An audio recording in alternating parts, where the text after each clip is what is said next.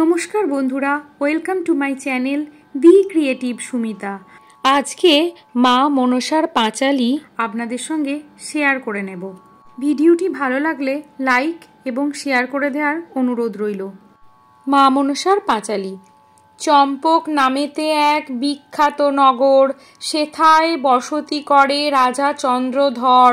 মনসার সহিত বাদ করে অবিরাম, দেবীর কোপেতে হারাইল যশ নাম। মনোকষ্ট পায় তবু দম্ভ নাহি ছাড়ে, তবুও সে মূঢ়মতি পূজা নাহি করে। একে একে হারাইল 6টি নোঙর, শক্তিধর, যাত্রাধর আর পুত্র দুর্গাধর। সনকা তাহার পত্নী অতি গুণবতী, সদা ধর্মপরায়ণা পতিব্রতা সতী। আড়াল করিয়া পাতি পদ্মা ঘটবাড়ি, করয়ে মনসা পূজা মিলি যত নারী। সনকা সনকা বলে ডাকি উচ্চ স্বরে, উপনীত হইলা সাধু গিয়া পূজা ঘরে। ভাঙিল পূজার ঘট পদাঘাত করি, সেই ঘটে অধিষ্ঠিত ছিল বৃষহরি। ভাঙা ঘট হাতে লয়ে সনকা বেনেনি, 2 অক্ষি হইতে তার ঝরে অশ্রু পানি। হেনকালে অন্তরিক্ষে বজ্র সমদূতি, বিকট হাসিতে কম্প দেবী পদ্মাবতী। রক্তবর্ণা পদ্মাবতী অগ্নিলোচন, মনসার কোপে পড়ে কোটিশ্বর নন্দন। সপ্ততরী সাজাইয়া বাণিজ্যেতে গেল, মনসার রোষে ডিঙায় ভরাডুবি হলো।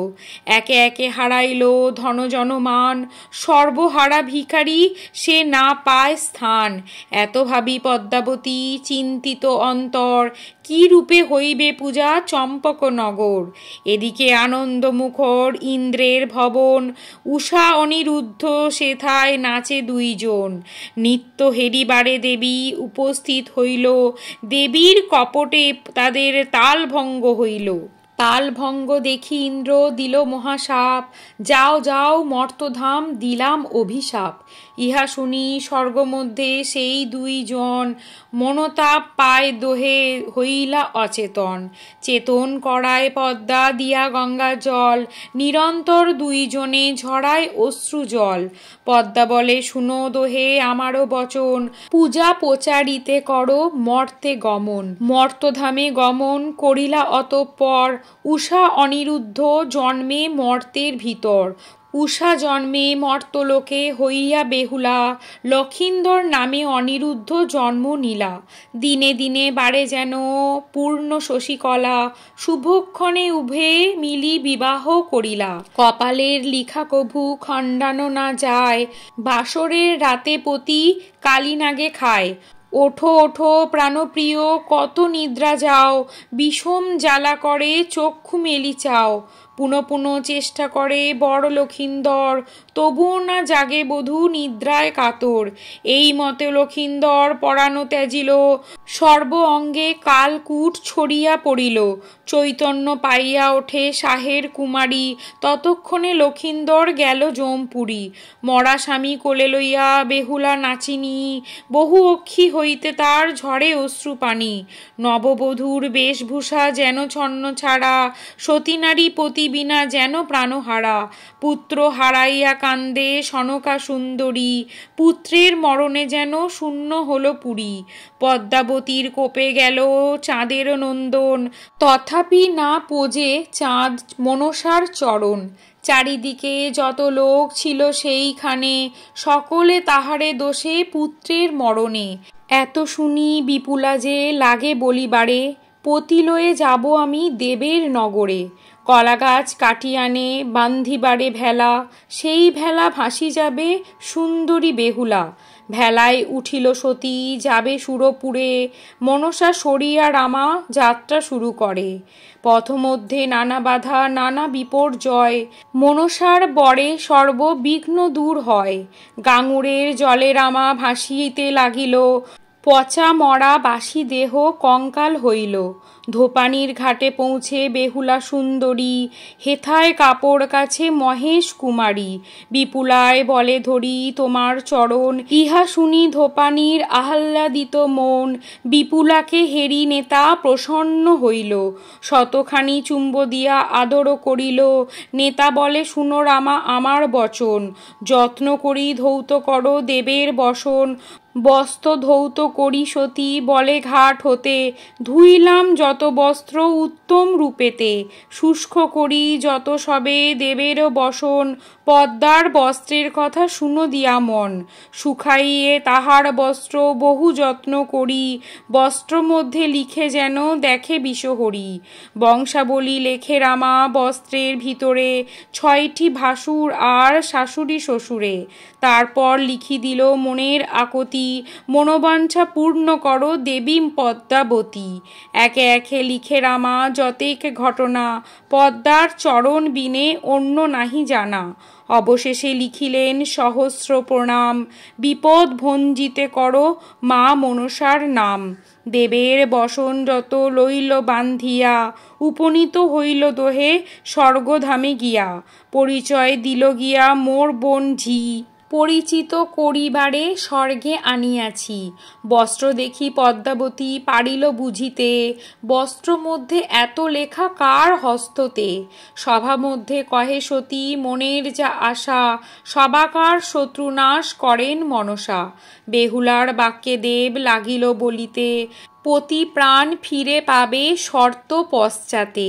নিত্য করি তুষ্ট যদি করিবারে পারো, ধনে জনে পতি লয়ে গৃহে যেতে পারো।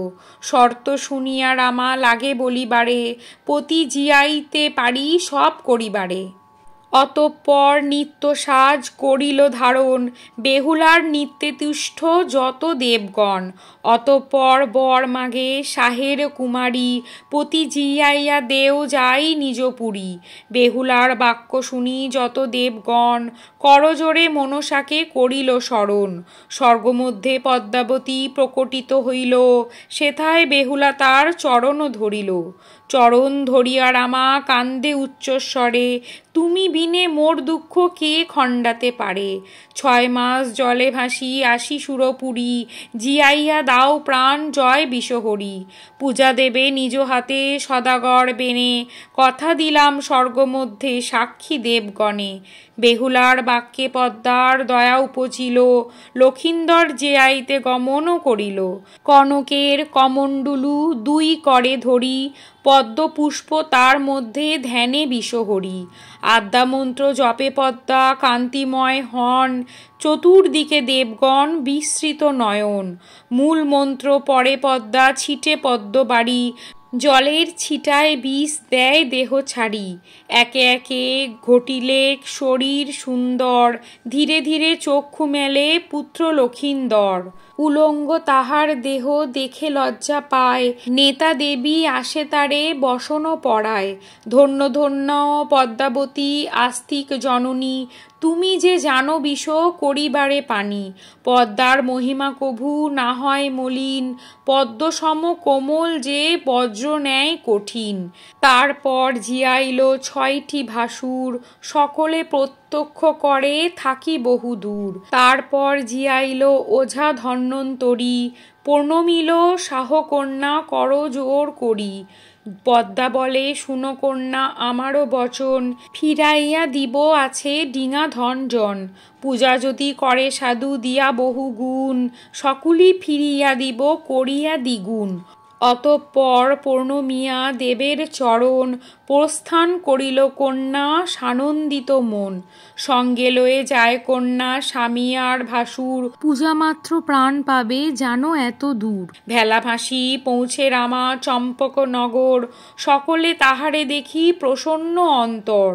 এতক্ষণে আসিলেক রাজা মূঢ়মতি, পায়ে ধরি সতী নারী করয়ে প্রণতি।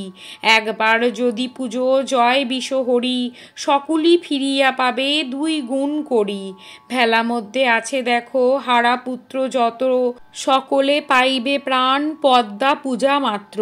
বেহুলার বাক্য শুনি চম্পক অধিপতি, ইঙ্গিতে বলয়ে পূজিবেক পদ্মাবতী। চাঁদের সুমতি দেখি যত প্রজাগণ, সকলে মিলিয়া করে পূজার আয়োজন। স্নান করি বসে সাধু উত্তম বসন, নানাবিধ ফল ফুল অগ্রু চন্দন। বেদ বিধি মতে মন্ত্র উচ্চারণ করি, লক্ষ্য বলি দিয়া পূজে জয় বিশ্বহরি। অষ্টাত্তর শতপদ্ম চয়ন করিয়া, মনসার পূজা করে হরষিত হইয়া। পদ্মপাত্রে চাপাকলা আতব তণ্ডুল, স্বর্ণথালা মধ্যে রাখে বিল্বপত্র ফুল। সারি সারি নৈবেদ্য আর বহু উপাচার, পাত্র ভরি দুগ্ধকলা সম্মুখে তাহার। ঢাক ঢোল কাংস বাজে শুনিতে সুমধুর, পূজা দেখিবারে আসে যত নারী নর। বলিকাঠি সদাগর হরিষ অন্তর, রুধিরু ভরিয়া দিল পাত্রের উপর। পদ্মা পূজা করে চাঁদ দেখিতে সুন্দর, পুষ্পাঞ্জলি মন্ত্র পড়ে বাম হস্ত কর। সন্তুষ্ট হইল দেবী পূজাতে তাহার, দ্বিগুণ হইয়া সব ফিরিল তাহার। উঠিয়া বসিল মরা পুত্র সপ্তজন, 14 ডিঙা পাইল সাধু সাথে ধন জন। সকলি ফিরিয়া দিল দেবী বিশ্বহরি, চন্দ্রধর হইতে যাহা নিয়েছিল কারি। পদ্মার কৃপায় তার দুঃখ গেল দূরে, প্রত্যক্ষ দেবতা পদ্মা কহি এত দূরে। জয় জয় দিয়া বন্দ দেবী মনসা, প্রণতি করিয়া কহ যাহার যে আশা। ধনে জনে পরিপূর্ণ চাঁদের আলয়, মনসার বরে তার মান বৃদ্ধি হয়। ভক্তি ভরে যেই জনে পূজে মনসারে, সর্ববাধা দূরে যায় সেই দেবীর বরে। পদ্মাপুত্র গৌরব বলে করজোড়ে, ভবসিন্ধু তরিবারে ভজ মনসারে। পদ্মার মঙ্গল কথা হইল সমাপন, হরি হরি বল সবে ভরিয়া বদন। হরি হরি হরি হরি। মা মনসার ব্রতকথা সমাপ্ত হইল।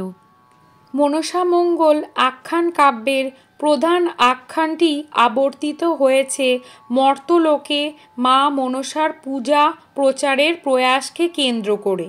2 বাংলার ঘরে ঘরে দেবী মনসা পূজিত হন। মা মনসার কৃপায় সংসারে শান্তি ও শ্রীবৃদ্ধির কামনায় মানুষ এই পূজা করেন। এই পূজা করলে সর্পভয় থাকে না। পুরাণ অনুযায়ী জানা যায় দেবাদিদেব মহাদেবের মানস কন্যা হলেন মা মনসা। সর্পের দেবী হিসাবে যুগ যুগ ধরে মা মনসা পূজিত হয়ে আসছেন ভক্তদের কাছে।